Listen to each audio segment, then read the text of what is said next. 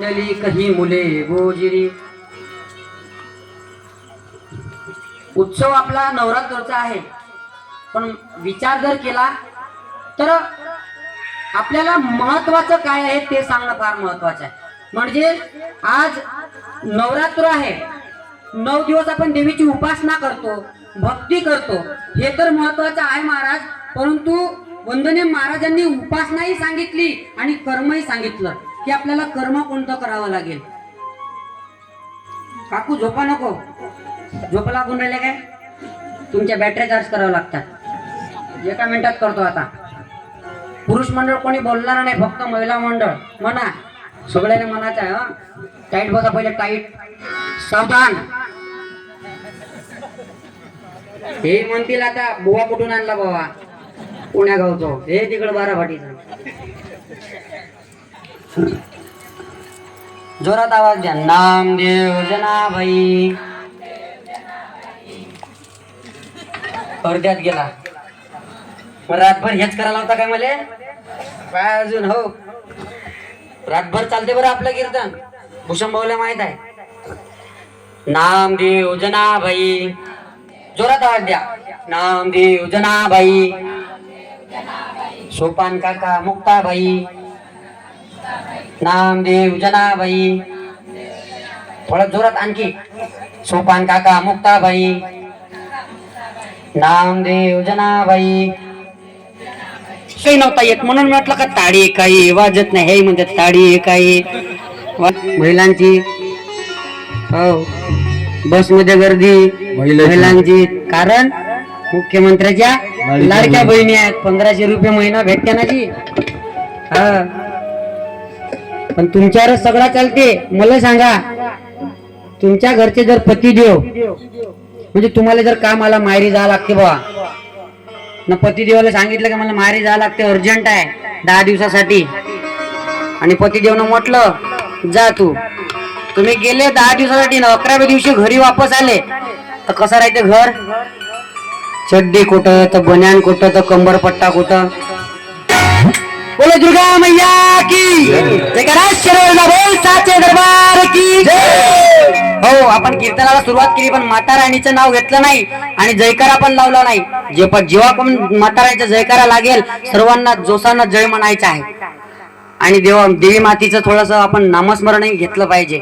हो माता राणी, हो दुर्गा राणी, माता राणी हो शारदा राणी, माता राणी हो दुर्गा राणी, माता राणी हो शारदा राणी, माता राणी हो दुर्गा राणी, माता राणी हो शारदा राणी, माता राणी, माता राणी, माता राणी, शारदा राणी, शारदा राणी, शारदा राणी, माता राणी, माता राणी, माता राणी. शिवाजी महाराज की. तो बाज तिकडे जय आहे. महाराजांचं नाव घेतलं की तरुण मंडळीच्या आवाज तोंडातून जय जर नाही निघला तर नाव बदलून देऊ. आता वरचेच पोरं जय म्हणा. बोल संभाजी महाराज की. लेट करंट आहे तिकडे आवाज नाही पोहोचत, त्याचा आवाज वाढवा लागते. हो, पण काही मुले गोजरी त्यांना सेवेचं फुल मी वाहिलं, माझं गावचं मंदिर शोभलं. महाराज गाव आहे आणि गावाला मंदिर म्हटलं आहे. मग मंदिर जर आपण उभारलं तर मंदिरामध्ये काय लागेल? मूर्ती लागेल ना. बिल्डिंग उभारली आणि त्याच्यात जर देव ठेवला नाही तर जमेल काय? नाही. तर वंदनीय महाराजांनी गावाला मंदिर म्हटलं आणि मंदिरामध्ये देव आहेत. कोण? विठ्ठल रखुमाई घरीदारी, कुंडली कही मुले गोजिरी. मग विठ्ठल आणि रखुमाई कोण आहेत? विठ्ठल आणि रखुमाई आहेत आई आणि बाबा, म्हणजे स्त्री आणि पुरुष. त्या गावातला देवता आहेत ते. कुंडली कही मुले गोजिरी. आणि वंदनीय महाराजांनी एका स्त्री पुरुष आणि त्याला एक मुलगा अशी एक भावना मांडली की मुलगा कसा असावा. मग तर कुंडली कही मुले गोजिरी त्यांना सेवेचं फुल मी वाहिलं, माझं गावचं मंदिर शोभलं. वंदनीय महाराज म्हणतात कुंडलिका सारखी आपले मुलं झाले पाहिजेत. कशी? पुंडलिका सारखी. आपले मुलं कशी आहेत? अमिताभ बच्चन सारखी. आपले मुलं कशी आहेत? MC स्टॅन सारखी. आपली मुलं कशी आहेत? हनी सिंग सारखी. पुंडलिका सारखे आहेत काय? नाही. फक्त पुंडलिकानं काय केलं? आई बापाची सेवा केली. आई बापाला सर्व मानलं त्यानं की हेच माझे आहेत. अरे विठ्ठल आले, पांडुरंग आला दरवाजावर आणि म्हणतो काय?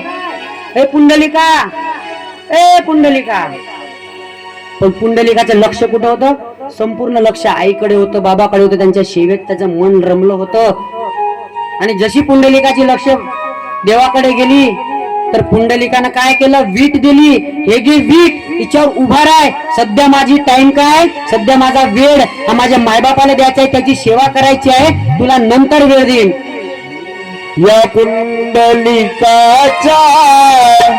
लडका हरी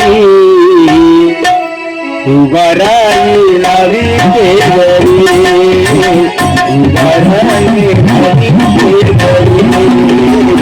उभा राहिला विटेवरी. या पुंडलिकाचा लडका हरी. या पुंडलिकाचा लडका हरी उभा राहिला विटेवरी.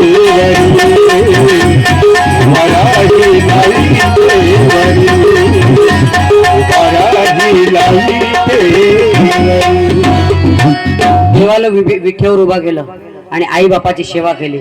मला सांगायचं काय आहे? वंदनीय महाराजांना या भजनातून सांगायचं काय आहे की आपली मुलं ही पुंडलिका सारखी झाली पाहिजेत. परंतु पुंडलिका सारखी मुलं आज नाहीत. का नाहीत? कारण आपले संस्कार चुकले महाराज. आपण त्यांना संस्कार दिले नाही ना. पुंडलिका सारखे मुले कसे घडतील? ज्या पुंडलिकाचे मायबाप होते ना, त्यांनी तसे संस्कार त्यांच्यावर घातले. माऊली ज्ञानेश्वर महाराजांचे मायबाप, वंदनीय राष्ट्रसंत तुकडोजी महाराजांचे मायबाप, डॉक्टर बाबासाहेब आंबेडकरांचे मायबाप, त्यांनी त्यांच्यावर संस्कार घडले. अरे नवे नवे छत्रपती शिवाजी महाराजांची आई, छत्रपती शिवाजी महाराजांचे बाबा, त्यांनी महाराजांवर तसे संस्कार घालले.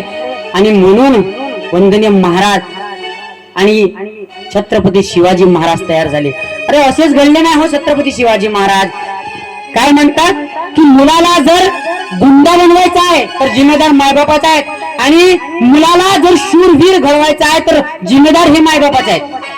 अरे मला सांगा, आजकालची मुलं व्यसन करतात, खर्रा खातात किंवा काही वाईट काम करतात, हे काय ते मायेच्या पोटातून शिकून आले काय?